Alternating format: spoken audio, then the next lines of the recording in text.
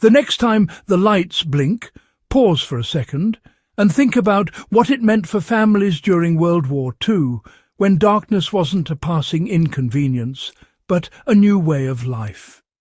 In London, Warsaw, Berlin, Tokyo, and countless towns between, blackouts weren't optional. They were law, not for comfort, but survival. One missed curtain, one careless candle, one thin crack of light could signal an enemy bomber miles above. Families adapted because they had no other choice, and what they learned under that pressure holds some of the sharpest lessons for modern preppers today. If you're watching this on Warfield Prepper Chronicles, you already understand something many people ignore. History is a manual. And in this case, it's a manual forged under bombardment, scarcity and uncertainty, conditions far closer to a modern grid-down event than most want to admit. For the next few minutes, let's walk through the real, practical blackout tactics that worked for World War II families and how you can use them in your own preparedness plans right now. The first lesson is learning how to control every leak of light the way wartime families treated it as a life-or-death responsibility. During the Blitz, inspectors known as air raid wardens patrolled streets to ensure not a sliver of brightness escaped from a window. Heavy curtains, layered blankets, and even painted glass turned homes into sealed shadows. The practical takeaway for modern preppers is the need for complete light discipline during a blackout, not for planes overhead, but for safety and security. If the grid goes down, anyone desperate, curious or predatory will gravitate toward the only glowing house in the area. The historical method still works. Layer thick, dark fabrics over windows, tape edges to seal gaps, and designate one room as your lit zone, so only a single area needs blackout treatment. Families in the 1940s often used basements for this reason. It kept light off the street. You can do the same by setting up a basement or interior room as your controlled light hub. The second lesson is understanding how World War II families rationed their energy sources long before ration books existed. Candles, coal, kerosene and batteries were precious. Families rotated their usage in patterns, using candlelight only for essential tasks, oil lamps for short bursts, and storing their best fuel for emergencies. A modern application would be grouping your lighting by priority.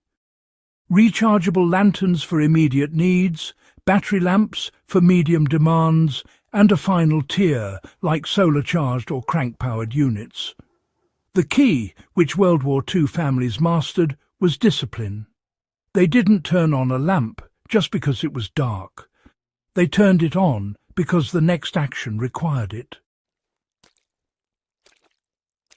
The third lesson is that routine is a survival mechanism in darkness.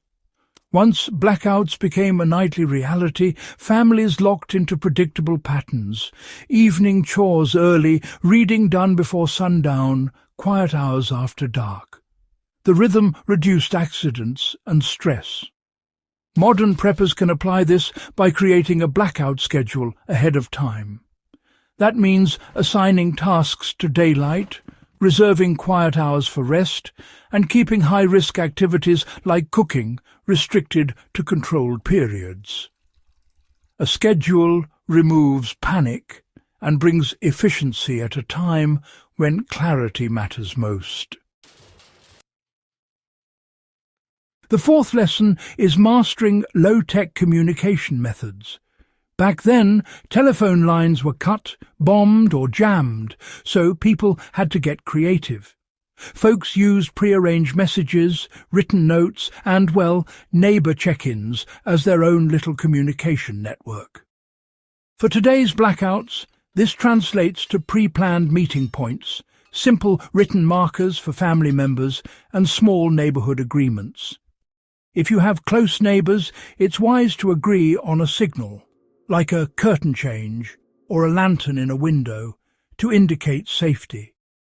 It's a historically tested system that worked under far harsher circumstances. The fifth lesson is knowing how WWII families prevented accidents in the dark long before modern safety standards, you know. Most injuries during blackouts weren't from bombs, but from falls, burns and collisions inside dark homes. People adapted by clearing walkways each night, keeping essential items in consistent places, and using dim, low-placed lights to reduce glare.